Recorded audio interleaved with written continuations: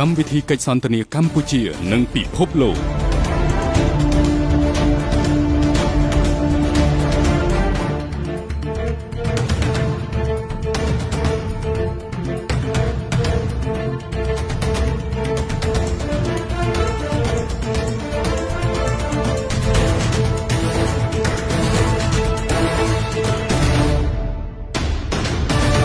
Excellency, ladies and gentlemen, welcome once again to Cambodia Global Dialogue of South Asia TV.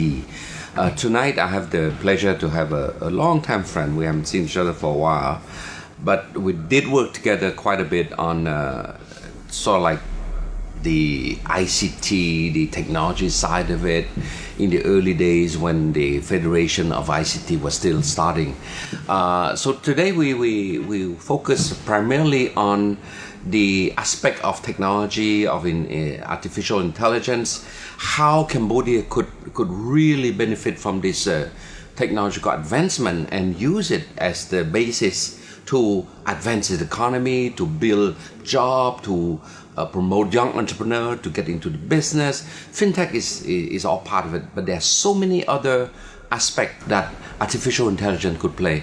I'm not a good sort of like scientist or anything, but I'm sure we have a guest today who I like to call him more like a scientist, Eric Mousse. Eric, welcome to the show. Thank you very much. Yes. So, why don't I give you a few minutes to introduce yourself a bit, and we go from there. Certainly, yes. Well, I'm 50 years old, which means that I was born in 1967, and I actually prepared my very first assignment as an artificial intelligence assignment exactly 3 decades ago in 1987. And that was about introducing fuzzy logic in decision support systems. And from there grew an intellectual curiosity and a passion for it, a passion for these new forms and these new algorithms and paradigms for programming systems that would be able to learn, that would be able to adapt, to make sense of data, to perform data analysis, data mining. And that's taken me to a long journey across countries, 3 countries in Europe, continents as well, Australia, where I was conducting research in neuromorphic systems, adapting systems, and then to Asia and Cambodia, where I've shifted from artificial intelligence to advising decision makers and policy makers on how to use technology for development. Thank you. Well, Eric, or should I call you Dr. Mousse? But Eric for our show, right? I'm really excited when I look at your background, right? How you've been able to start as an engineer, scientist, do your doctorate, postdoctoral, and then how do you start using this technology, this artificial intelligence, and eventually shift, 20 some year later into more a policy, sort of like support, aspect of it. How do you use that, and then shift from a technical to a policy orientation to support country, I think like Myanmar, Laos, and Cambodia also, in terms of using science, technology, artificial intelligence to develop the country. That's right. There's been 3 phases to it. Really, the primary drivers has been passion and intellectual curiosity, which started when I was a kid, a teenager, and which was the main driver for the first decade.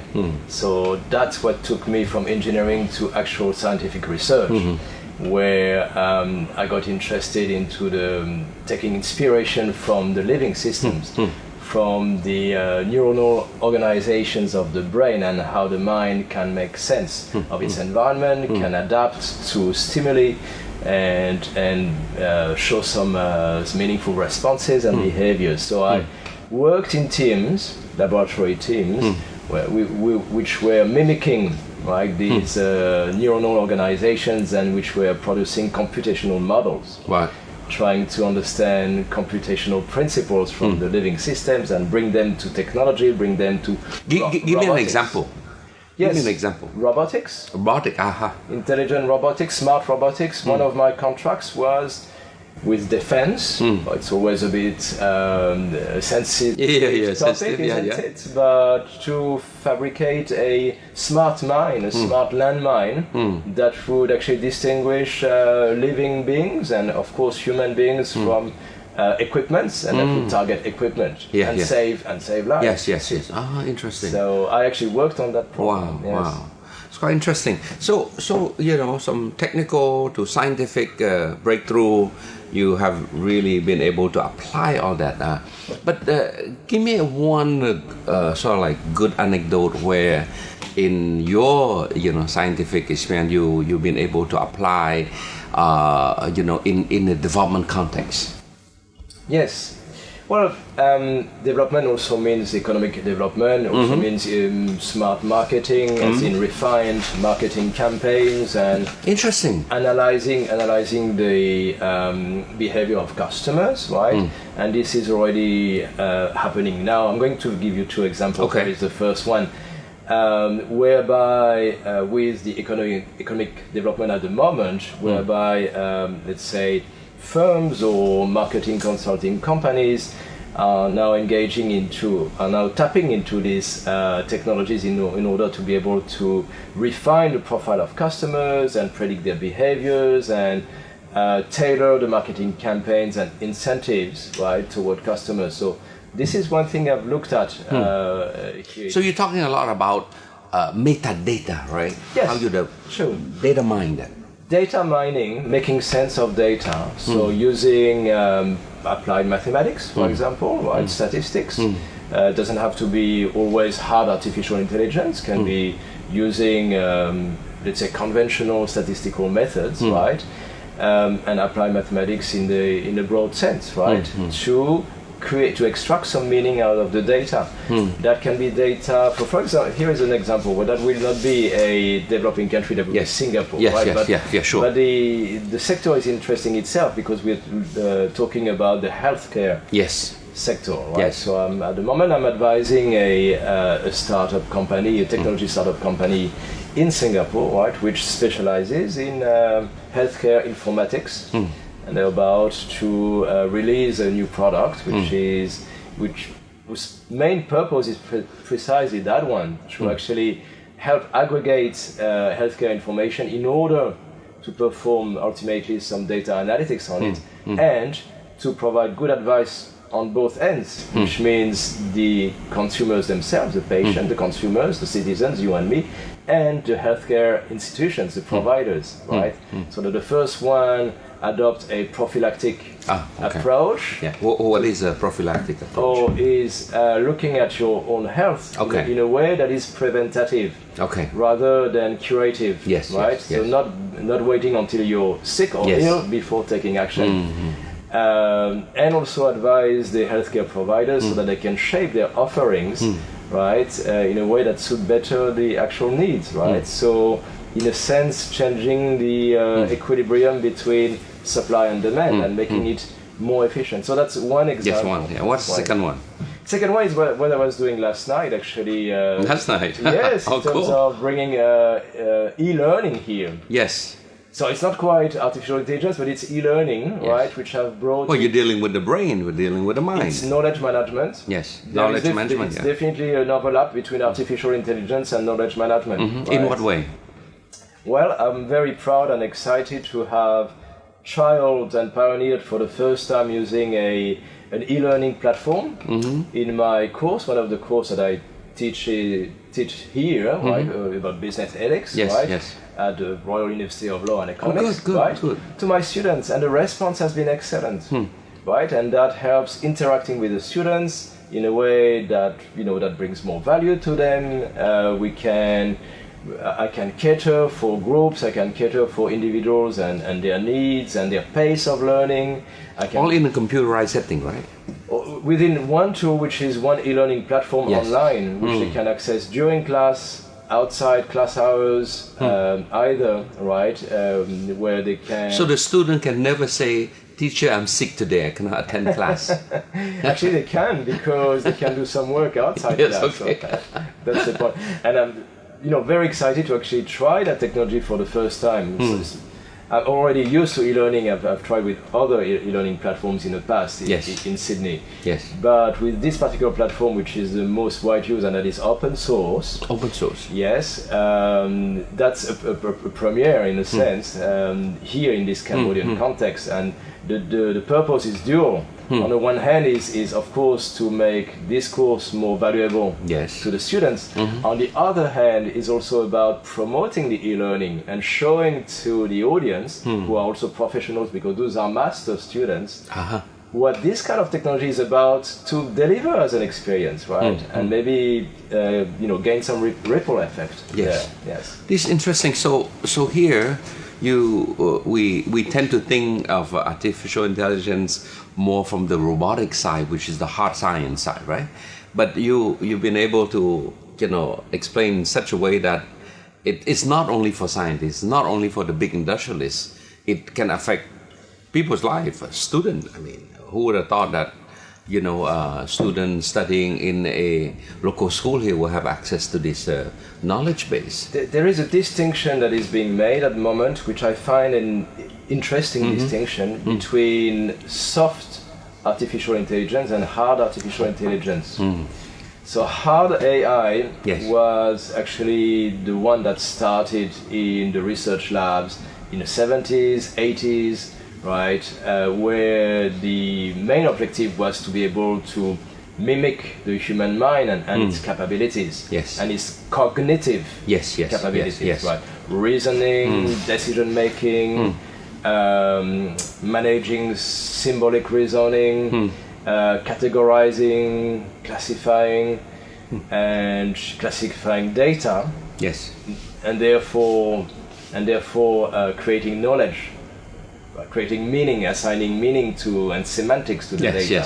That started in the 80s with the overall objective of ultimately be able to mimic some higher level cognitive functions, right? Well, and then we're going to take a short break, and when we come back, you can tell me about the soft AI. All right. Time flies.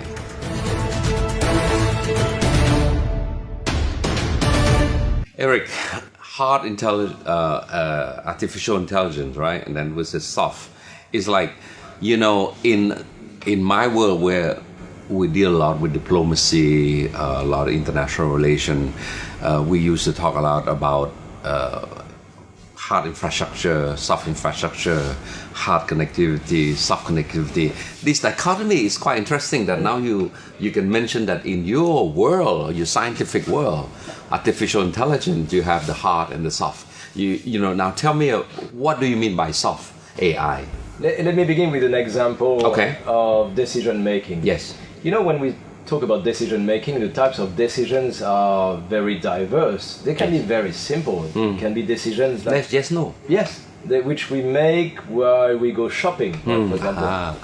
My wife would like that. Well, I was gonna say, sometime you come back home, right, and your spouse doesn't completely agree with the decision you've made while shopping, right? Interesting. You see what I mean? But of course, the human beings will have a tolerance towards these little differences of decisions. Those are still acceptable. Yes. Acceptable differences. So, one human being is ready to accept some margin of error or some margin of difference of decisions that are made by another human being. Okay. So if they're able to accept that from another human being, then they're also able to accept that from a machine, from a computer, from an artificial decision making system that will be powered by soft AI, because it would not be perfect, right? Because it would not be proposed or designed to be perfect and to have a broad scope and to mimic all functions of the brain, but just focus on a small decision, on a simple problem, on a small scope, a small area, right? And address a simple problem. That's one example of it, right? That's how we can reduce the scope of problems and the so it's like, my wife wouldn't be happy if I buy 3 shirts, but she would be okay if I buy 2. For example? But I will still have shirts. right? Exactly. That's a good example. Or the color of shirt. Or the color of the shirt, yes. Or the long sleeve or short sleeve. Exactly. Yes. So in the artificial world, there are degree of tolerance like that. Well, exactly. You see, that brings us back to fuzzy logic again, right? Yes. Yes. Whereby you can bring fuzzy logic in decision making, right? In reasoning, in artificial reasoning in general, yes. right? In order to bring more flexibility in the reasoning and in its outcomes and outputs. Yeah. So now if you apply this this logic in a country setting, you mentioned Singapore, which is quite advanced, right? Where the level of the decision making are so sophisticated because you're dealing with a very sophisticated marketplace, right? But in an emerging country like Cambodia, where do you see area that we as an emerging country, emerging entrepreneur, emerging policymaker, how do we tap this artificial intelligence? Where do we start? Yes. I can see at least two sectors. Right? The first sector is services. Right? Okay. Because in the service industry, it's very much about also making decisions, processing information. So all these industries which are, we actually now talk about the information economy. Right? Yes. So let's make it as general as the information economy, which has been growing as a sector, as you know, here in Cambodia, precisely because we're talking about an emerging economy, right? Yes. That's typically a domain of application of soft AI, right? And data analytics and algorithms, right? Now it can happen here and now, right? It's not a question of development gap, right? The resources are there and the skills are there. There are skillful programmers and software engineers over here, locals of course, who already possess the sufficient skills for that, or who could be trained for it, right? Yeah. So healthcare is an example out of many others. Hospitality, right? Out of even logistics in terms of optimizing logistics. Yes, right? yes. And then that brings us to engineering and manufacturing, right? Yes. Again, as a support for productivity and optimizing the use of resources. Yes. It's interesting you mentioned about manufacturing because, early this year, our Prime Minister, Hun Sen, has host the World Economic Forum, and they're very keen on what they so label as the fourth industrial revolution. All right, so that notion of robotic, notion of automation, it finds its way already because there are some local company, I think the Kerry Logistic, Woolbridge, they are establishing a big industrial zone where they're pushing, to work with German company inside Bavaria, a German company, to try to bring this sort of a cluster, but based on this in the fourth industrial revolution. That's right. That sort of thing. What you say is feasible? Industry 4.0, yes. Well, we certainly hear a lot about it. I'm aware of the Kerry Woolbridge project, and I think it's a good perspective, right? Of the future, of the near future here. Yes. It's definitely an enabler of technology development in a broader sense than AI, right? Yes.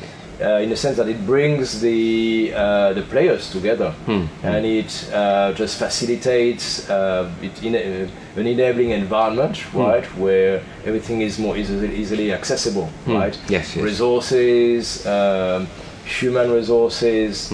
Logistics by itself and knowledge. Yes.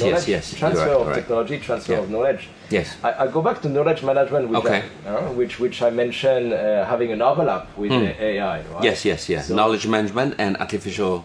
That's right. From artificial intelligence, the ability to make sense of data and information and bring it and extract knowledge out of it, or invite knowledge to aggregate around it. Right. Yes. Well, this new paradigm of knowledge management is going to prove very useful in those contexts, right? Because that will allow some startups, right, some SMEs, to aggregate around these industry clusters, right? Yes, yes. Actually, I'm aware of a policy. That's probably the time to talk about policy development. Yes, right? that's I'm aware of a current effort by the government actually to develop to formulate a policy for the development of SMEs. Yes. Which is a sort of subset of the industrial development policy. Exactly. Yes. It's a ramification of it. Yes. Yeah. And well, I happen to have acted at policy advisory level a couple of months ago. Yes. Assisting the ministry in charge, which is the Ministry of Industry and Handicraft. Yes. So I've suggested support, right, to promoting innovation and incubators and accelerators and linkages between these SMEs and the larger clusters in general. Yes. And the larger that would be forward linkage, right? Yes, forward linkage and technology transfer. Yes. Right. Yes. Creating the conditions or the incentives for technology transfer to occur between multinational corporation subsidiaries here or just larger firms which engage in international markets, in global value chains or regional value chains, right? Yeah, particularly now that we are in the ASEAN economic community where the foreign investor would look at the region as more as a region, not necessarily as Cambodia or Vietnam or Thailand, but it's more as a ASEAN production, ASEAN product, right? So you can see now the regional supply chain, the economic corridor, the border zone corridor, all these are part of this seamless flow of logistical flow, you know. So this is quite interesting in the sense that you're talking about policy to strengthen the ability of SME to start appreciating technology, artificial intelligence from the get-go.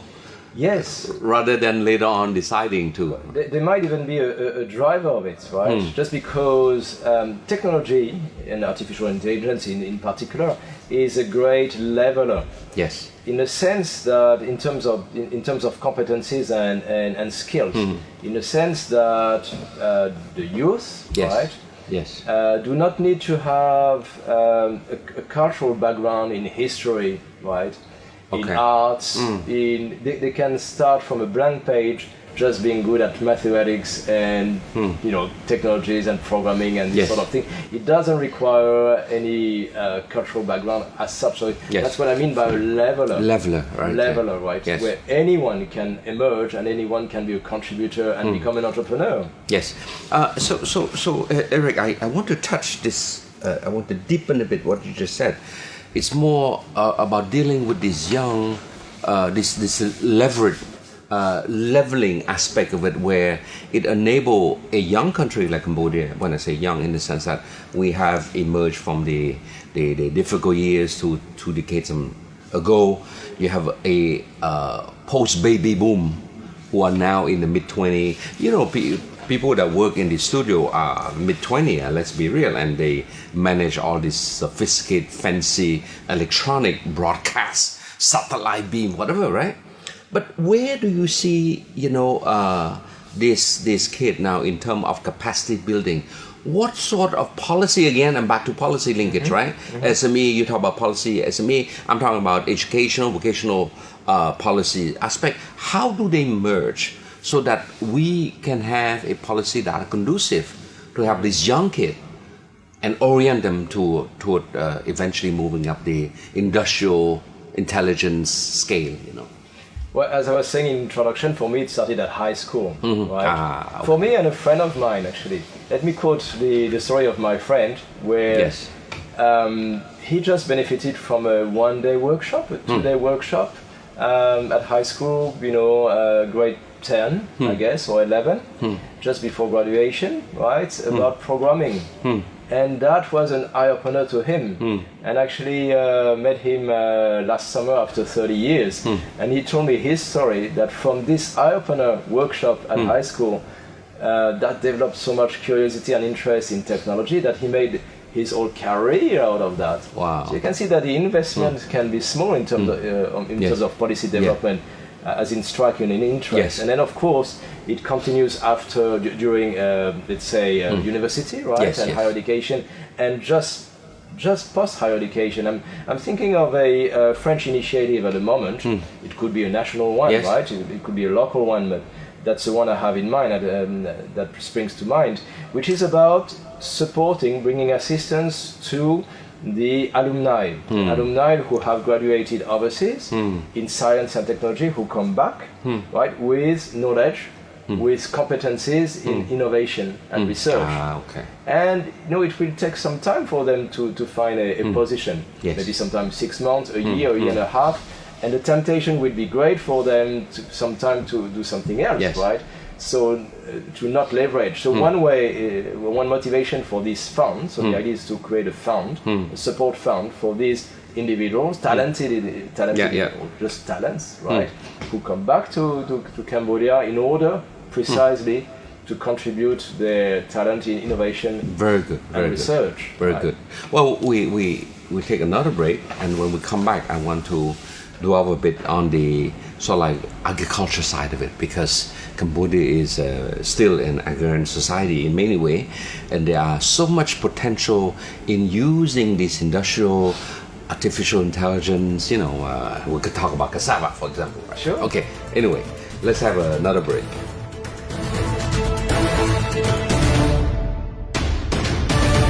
Eric, Cambodia after the war, we pretty much rely on agriculture. A few years ago, we have a rice export policy. We moved from almost nothing in terms of export to now about 500,000 export. But rice is only one sector, one subsector, the main subsector of the agriculture sector. But there are other potential agriculture commodity that require, I would say, more value addition, value extraction, right? In the case of rice, it's only so much you can do, right? You mill it, right? You extract the bran to make oil, whatever. But say, if I take, for example, cassava, so many things in our daily life, we are using somehow industrial product, extracted from cassava, right? And I'm pretty sure there's a lot of artificial intelligence behind these modified starch, the starch, that sort of thing. How do you, as a scientist, as a policy advisor, how do you see, we sort of oriented our thinking to use artificial intelligence to help the development of our agriculture sector? Agriculture, yes, in general, and bring more higher value added, right? Yes. Activities in the game. Well, it can be AI, it can be also other kinds of innovations, right? The one that springs to mind is this case of manufacturing in Mondulkiri at the moment, right? Like what? Using cassava to fabricate recycling bags. You kidding? As a substitute to plastic bags, right? Awesome. Which I became aware as a customer myself, and happily aware. I read an article that now the business will have to charge if you want to use a plastic bag. Well, there you go. So that's environmental friendly. That's an example of an untapped potential, which is now leveraged, right? Yes. Harnessed. Yes. Where a natural resource, right, is manufactured as a commodity, right, which is meaningful to the whole wholesale and retail trade industry, right, and which corresponds to an actual demand of the market, right. Yes. So it's an example of market-driven, demand-driven innovation there to create or to bring technology into the picture and to develop a new technology.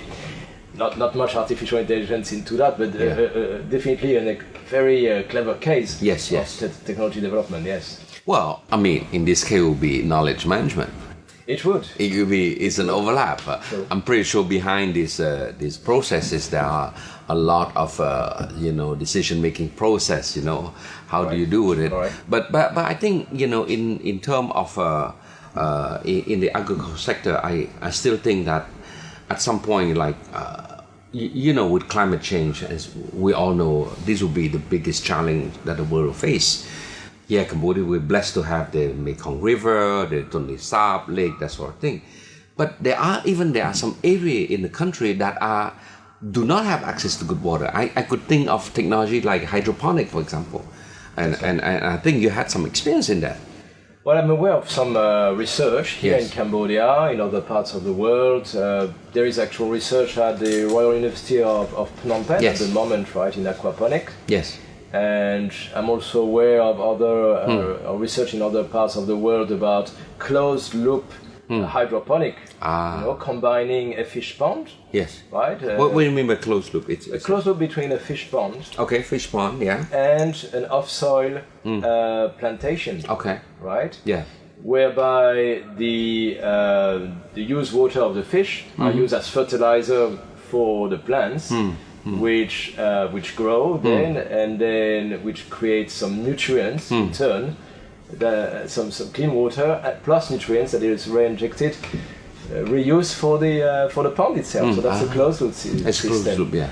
It's now ready in a few other countries, and it used to be the case here in the ancient times, of course, in the rice fields, right, where the rice field would be flooded, Yes. as you know, Yes. and that closed loop system would be used between one part of the field serving as fish pond and the rest for the culture, right? Interesting. In the ancient times. So it's very much about bringing an ancient technology to the modern age. Yes, yes. And leverage the resources. That's one case. But I can see another use of it, right? Which is both meaningful for the rural environment and the urban environment, Yes. which could be the same technology development Okay. as in aquaponic again, but Yes. used in a vertical setting. Okay. Give me an example. In urban settings. Yeah, give me an example.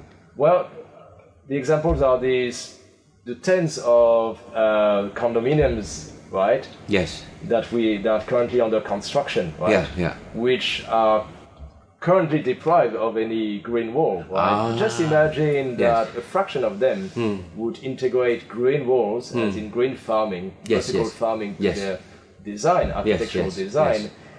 How that could reshape the overall outlook of a urban design and a city, right? So it's definitely not too early to start thinking about, Yes. you know. I know that in some city in China, for example, they just design as a green city.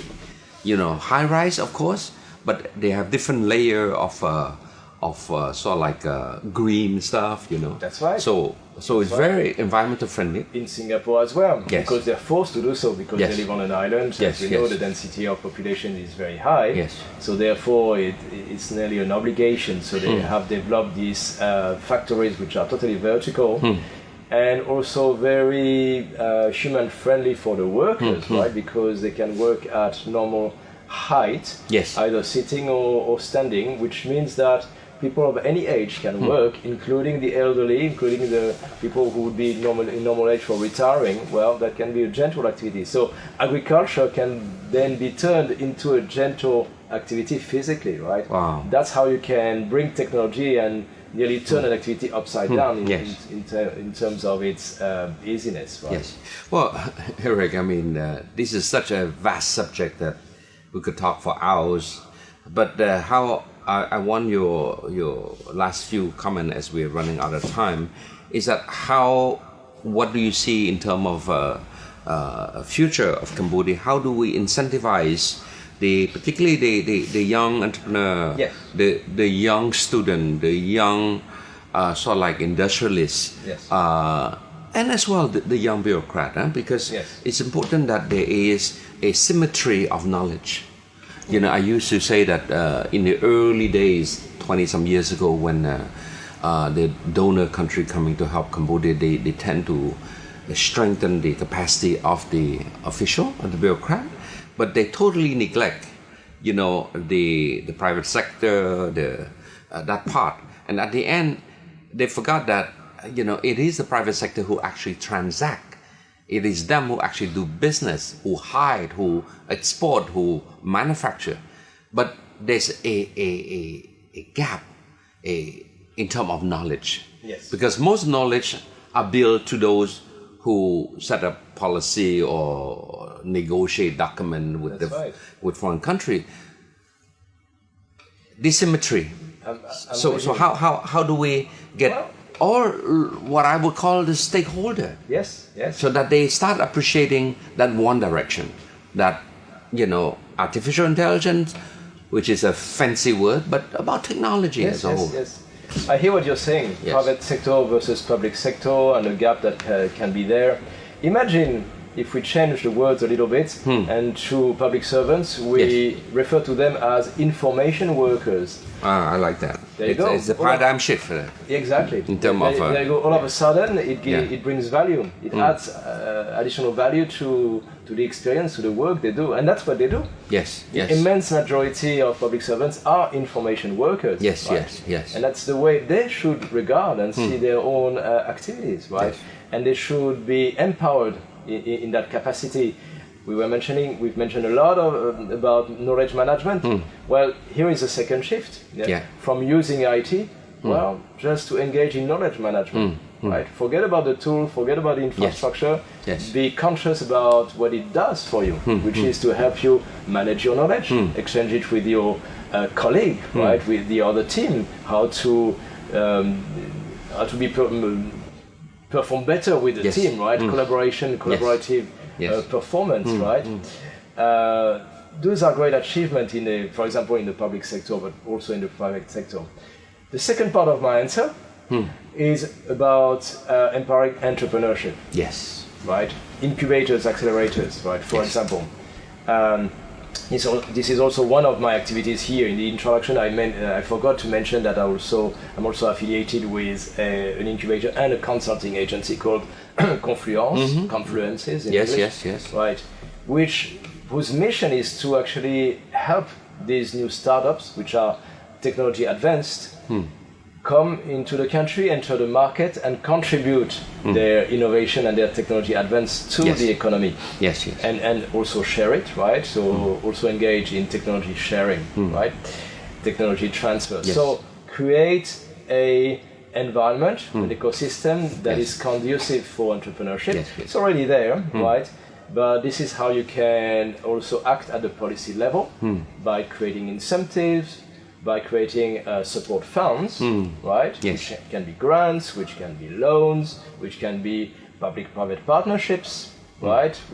That's to be approached on a broader scale. Yes. So just creating that ecosystem and enabling conditions to welcome, to encourage entrepreneurship, right? And from there will emerge these technologies. From there will emerge these talents. Yes. Well, Eric, you mentioned a good word that sort of like today I catch a few words I would use later on with quote credit give to you anyway. The leveling, right? How technology is leveling. The second one is that ecosystem that you're talking about. How do we create an ecosystem that will enable the leveling of this so-called difference, so that a young entrepreneur, a young bureaucrat, a young student can start appreciating from the early days as they start their business, as they enter the fonction publique, start working in the ministry or about to apply to university. They can start thinking, how do I orient myself, so that eventually I can get into that aspect. To me, I think as a country, speaking more as a country, this will be probably the best opportunity to skip the learning curve, to jump over that development divide, that digital divide. We are now 4.5G, right? We're not 5G yet, but we're 4.5G. I was told that's about like 8 times faster than the 4G, right? I mean, these are all the infrastructure backbone that will enable many of the things we talk about, the Industrial Revolution, 4.0, all these things here. So I'm quite excited about the prospect of Cambodia, being an active player in the ASEAN economic community, being part of the regional supply chain for manufacturing, for industrializing. So I hope you will spend more time, developing this e-learning module that can incorporate more aspect of this sort of intelligence, artificial intelligence? Yes, certainly. Yes. In 10 years, I've seen so much progress Yes. myself, and especially in terms of ICT infrastructures and being a user myself. Yes. Right now, I'm totally content. I would even say I don't even need more bandwidth. Right? Yes. I'm happy with what we have Yes, now. But I that's it. remember the situation 10 years Yes. ago. Right? Yes. It was Good. only- Well, Eric, again, it's a pleasure. It's a pleasure to have you. It's like I say, it's a topic that is so rich, so deep, so technical that would require more discussion. As I told you, I plan to invite you again, but next time we will have a broader panel of practitioner, a policymaker, and then probably we could have a very interesting debate on how we can take this so-called artificial intelligence, soft or hard, and then inject it into our ecosystem, and hopefully 10 years down the road we could be near somewhere Singapore. That's my goal. Thank you so much. Great pleasure. Thank you. Thank you so much. Well, we're coming to the end of the show, so I'm not gonna summarize anything. It's too complex, it's too deep, too difficult. But all I want to say is that, you know, Cambodia have an opportunity because of its liberal market economy to attract people like Dr. Muse to come to Cambodia, and many entrepreneurs, many fintech to come to the country. This is an opportunity for us. But I think my main message of encouragement would be more to the younger students, those in high school, to start loving technology, loving science, because they will be the future. Because you cannot build an economy when, you know, your workforce are not skilled in that area. So learn, love technology. Good night.